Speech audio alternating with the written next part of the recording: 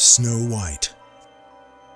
It was the dead of winter, and the snow came down like the sky was molting, fat feathers of it, endless. A queen sat at her window with her needlework, and the frame in her hands was ebony black, and she wasn't really watching her stitches. She was watching the snow. That's how it happened. You look away from the needle for 1 second, thinking about nothing, thinking about the white going on forever, and the point goes into your finger instead of the cloth. 3 drops of blood fell on the snow, just 3, and the red was so red against the white and the black frame that sat there in her lap, and something in her went quiet and strange and wishful all at once. Oh, she thought, if I could just have a child like that, skin white as the snow, lips red as that blood, hair black as this wood in my hands. She got her wish. But that's the thing about wishes. The getting is never the end of it. Not long after, she had a daughter, white-skinned and red-lipped and black-haired, exactly as asked, and they named her Snow White. And then the queen died. Because you don't get the whole wish. You never get the whole wish. A year went by and the king took another wife. This one was a beauty too. But it was the wrong kind. The kind that knows it and needs it and can't stand the thought of anyone standing closer to the sun. She had a mirror, a looking glass, and it wasn't an ordinary one. And she'd stand in front of it the way some people stand in front of a bottle, needing the thing it gave her. She'd say, "Looking glass on the wall, who is the fairest of us all?" And the glass would tell her, You are the fairest of them all." And that was enough. For a while, that was enough.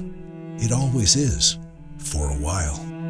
But Snow White was growing, quietly, the way children do it. You turn around and a year's gone. By the time she was 7, she was lovely as a clear morning, lovelier than the queen.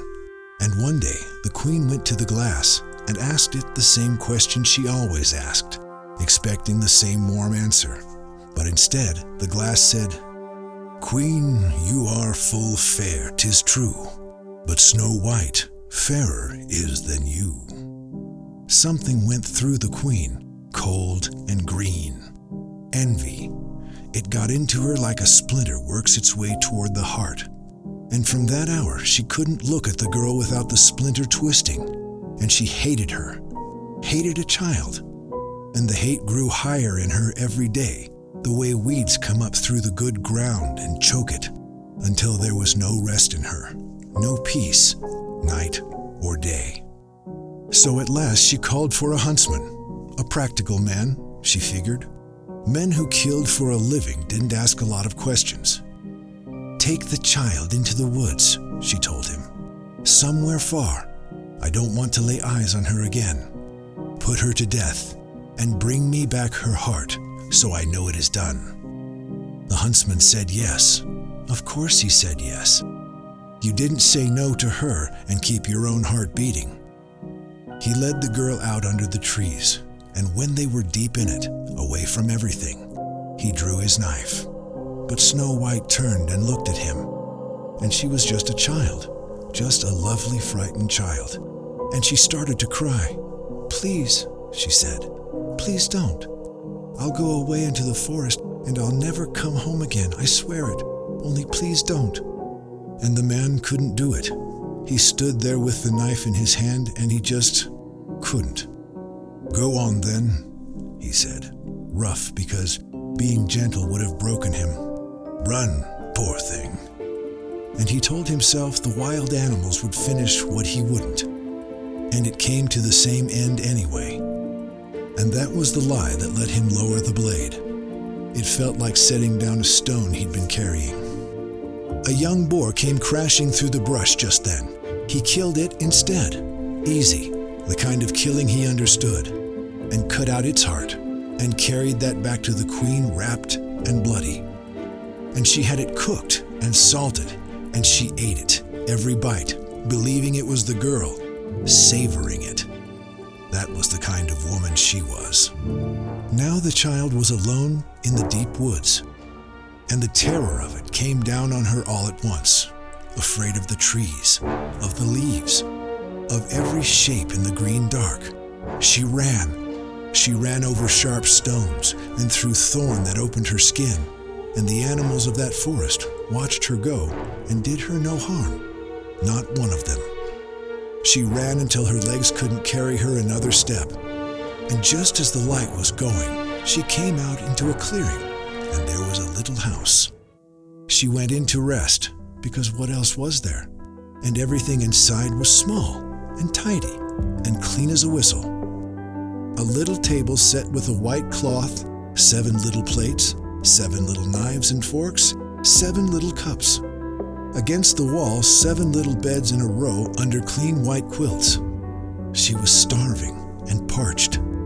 So she took a little from each plate, a bite of bread here, a spoon of porridge there, and a swallow of wine from each cup, careful not to empty anyone's portion. Then she was so tired she could have died of it. She tried the beds. One was too long, the next too short, and so on down the line until the 7th fit her just right. She said a prayer, lay down, and was gone into sleep before dark was full.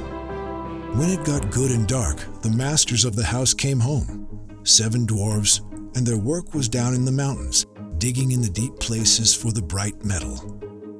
They lit their 7 candles, and the little house woke up with light, and right away they could see somebody had been in it.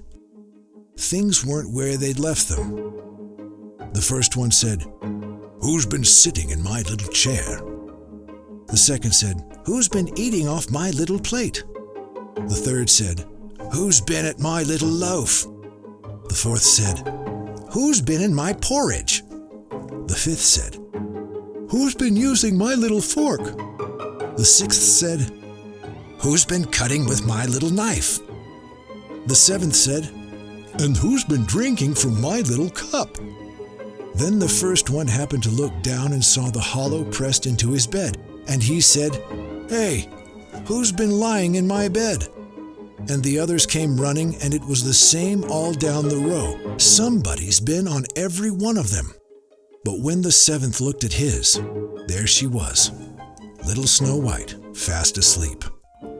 He called the others over, and they came crowding with their candles held high, throwing the light down on her. And the words just fell out of them. "Oh, would you look? Would you look at her?" And they were so taken with how beautiful she was that not one of them had the heart to wake her. They let her sleep. The 7th dwarf split the night among the other 6, an hour in each one's bed, and so the dark hours passed. In the morning she woke and saw the 7 of them and just about jumped out of her skin. But they were kind. You could see it on them right away.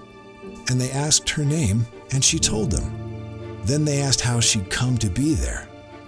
And it all came out.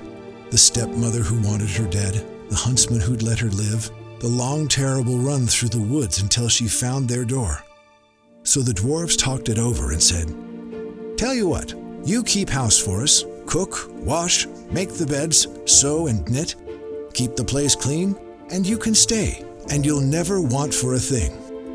"With all my heart," she said. And so she stayed. Mornings the dwarves went off into the mountain to dig their gold, and evenings they came home hungry, and supper was waiting. All day the girl was alone, and every day the dwarves warned her, the same warning each time, like men who knew something. "Watch out for your stepmother. She'll learn you're here sooner or later. Don't let anybody through that door." Because the queen had eaten what she had thought was the girl's heart, and she felt safe now, first and fairest again. And she went to her glass. "Looking glass upon the wall, who is the fairest of us all?" And the glass said, "Queen, thou art of beauty rare, but Snow White living in the glen with the 7 little men is 1,000 times more fair." The blood went out of her face. The glass never lied. That was the whole horror of the thing. It could not lie. And so the huntsman had crossed her, and the little girl was alive, out there, alive and getting more beautiful by the day. And the not being fairest was a kind of insomnia in her. It would not let her rest. She thought and thought, and at last she had it. She painted her face and dressed herself up like an old peddler woman, somebody nobody would know, and she went over the 7 mountains to the house of the 7 dwarfs, and she knocked, and she called out sing-song, fine wares to sell." Snow White peeked out of the window. "Good morning. What have you got?" "Good wares, fine wares," the old woman said. "Laces, every color there is." And she held up a length of it, woven silk, all the colors running together. This is just a good old woman, the girl thought. Where's the harm? And she unbarred the door and bought the pretty lace. "Why, child," the old woman clucked, "look at the state of you. Here, let me lace you up properly, just this once." Snow White, suspecting nothing, stood still and let herself be laced. But the old woman pulled it quick and pulled it cruel, cinching her down so fast and so hard that the breath went right out of the girl, and she dropped like something cut down. "There," the old woman said, "so much for the fairest of them all." And she was gone. It was near evening when the dwarves got home, and the sight of their Snow White on the floor, not moving, not breathing, went through them like ice water. They got her up and saw how the lacing had her crushed and cut it through, the 2 halves springing apart, and slowly, the breath crept back into her, and she came around. When she told them what had happened, they knew. "That peddler woman was no peddler," they said. "That was the queen. You can't let anyone in while we're gone. Anyone." And the queen, home again, went straight to the glass. "Looking glass against the wall, who is the fairest of us all?" And it answered her same as before. "Queen, thou art of beauty rare, but Snow White living in the glen with the 7 little men is 1,000 times more fair." Every drop of blood in her went cold. Still alive, still, somehow, still. "All right," she said softly. "All right then. Then I'll think of something that finishes it." And she made a comb, worked poison into it with her own hands, the way another woman might knit. And she got herself up like a different old woman this time, nothing like the last, and went back over the 7 mountains and knocked at the dwarves' door. Good wares to sell." Snow White looked out but kept the door shut. "Go away. I can't let anybody in." "No harm in looking, is there?" the old woman said, and held the comb up where the light could catch it. And the girl wanted it. It was that pretty, and wanting it was enough. She opened the door. They made the deal, and the old woman said, "Here now, let me put it through your hair, just so, the way it ought to be done." The girl, thinking no harm, let her. But the comb's teeth hadn't more than touched her scalp before the poison took hold, and she went down senseless on the floor. "That's the end of you, you little paragon," the old woman said, and left her there. Good luck for the girl. It was near evening again, and the dwarves came home. They saw her down, and they knew right off whose work it was. They looked and found the comb in her hair, and the second they pulled it free, she stirred and came back to herself and told them everything. They warned her again, harder this time. "On your guard, always. Never the door, never for anyone." And the queen came home and stood before the glass. Looking glass against the wall, who's the fairest of us all? And the glass told her, just as before, "Queen, thou art a beauty rare, but Snow White living in the glen with the 7 little men is 1,000 times more fair." When she heard it this time, she shook. She stood there and she shook all over with it, and she said, "Lo, she dies. The girl dies if it cost me my own life to do it." and she went away to a room nobody knew about, a secret place, locked and lonely. And there she made an apple. Beautiful. That was the awful part. How beautiful she made it. White, going to a deep blushing red. So perfect that anybody who laid eyes on it would have to have it. But a bite of it was death. Then she painted herself up like a farm woman and crossed the 7 mountains one more time. She knocked. Snow White put her head out the window, but kept the door between them. "I can't let anyone in. The dwarves told me not to." "Suit yourself," the woman said, easy. "I'll sell my apples somewhere else. Here, have one for nothing." "No, I can't take anything." "Afraid it's poisoned?" the woman laughed. "Look, I'll cut it right down the middle. You take the red side, and I'll eat the white." Because she'd made it sly, all the poison was sealed in the rosy half, and the girl watched the old woman bite into the white half and chew and swallow, and she couldn't hold out any longer. She wanted it so much. She reached out and took the red half, and the first bite was hardly in her mouth before she dropped to the floor, dead. The queen looked down at her with a terrible shining in her eyes and laughed out loud. "White as snow, red as blood, black as ebony," she said. "This time, the little men won't bring you back." And she went home and asked the glass. And at last, it gave her the answer she'd been starving for. "You are the fairest now of all." And her envious heart had its peace, as much peace as a heart like that can ever have. The dwarves came home that evening and found her on the floor, and this time there was no breath at all, not a flutter of it. She was dead. They lifted her, searched her for whatever had done it, loosened her laces, combed out her hair, washed her with water and with wine, and none of it was any use. The child was dead and stayed dead. They laid her on a bier, and all 7 of them sat around her and wept. 3 days, 3 whole days. And they would have buried her then, except she didn't look buried dead. She looked alive, cheeks still blooming, like she'd only just shut her eyes. "We can't put her down in the black ground," they said. So instead they built her a coffin out of clear glass, so you could see her from every angle. And they lettered her name on it in gold, and that she was the king's daughter. And they carried it up onto the mountain, and there was always one of them with it, keeping watch, day and night. Even the birds came to mourn her, first an owl, then a raven, and last of all, a dove.